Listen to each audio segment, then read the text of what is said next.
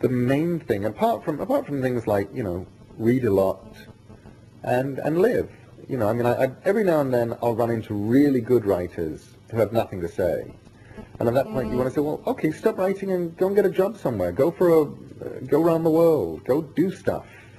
Go get your heart broken. And then come back and write some more. But normally what you want to tell people is write.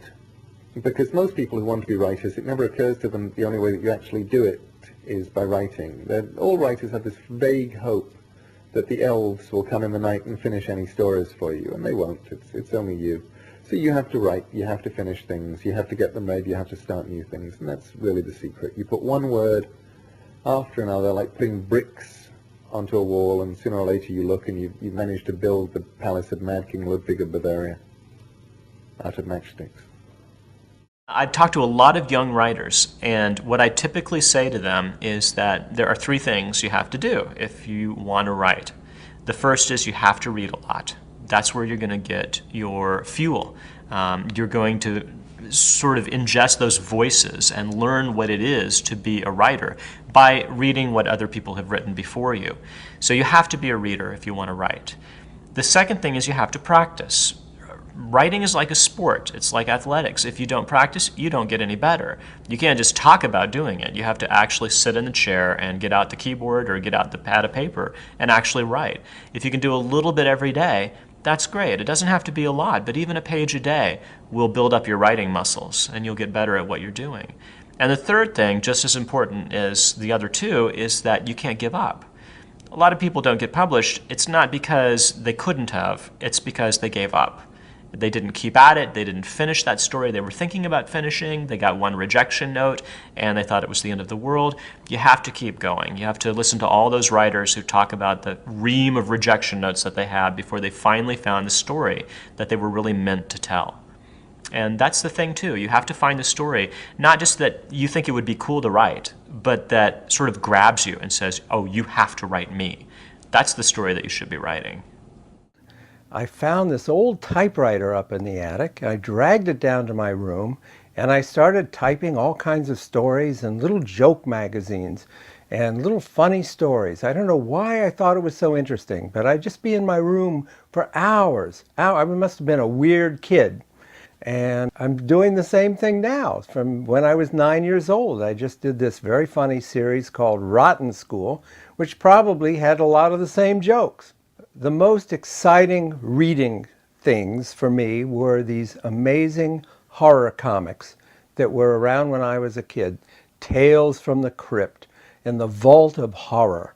They were amazing, horrible, gruesome, bloody comics. I loved them.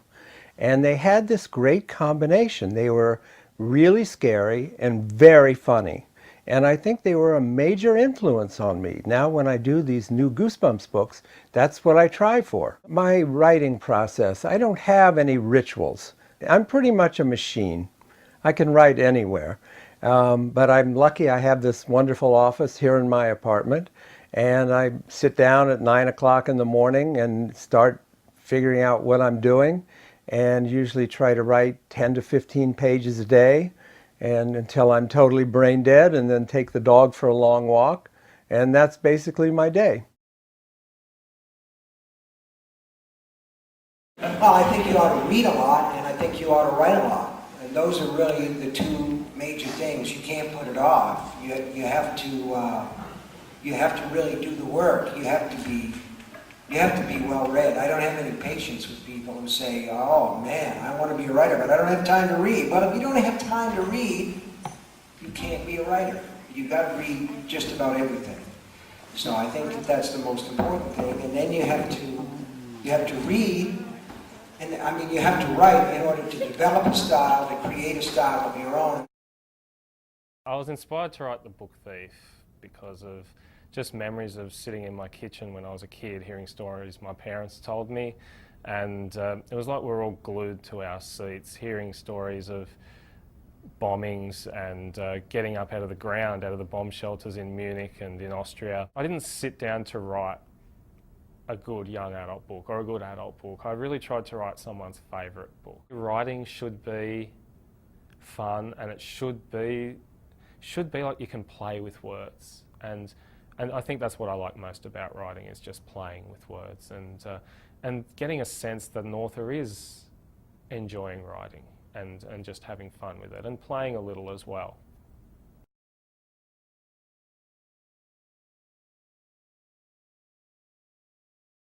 I once had a high school job when I was carrying 100-pound containers of cement up rickety ladders. And frankly, it was easier to do that than it is to drag a half-ounce pencil across a blank sheet of paper. Imperfection is what's interesting to read about and interesting to write about. If you have a herd of 100 people and 99 of them are heading south and one is heading north, who are you going to want to read about? I think there was always something in me that I always knew I wanted to be a writer.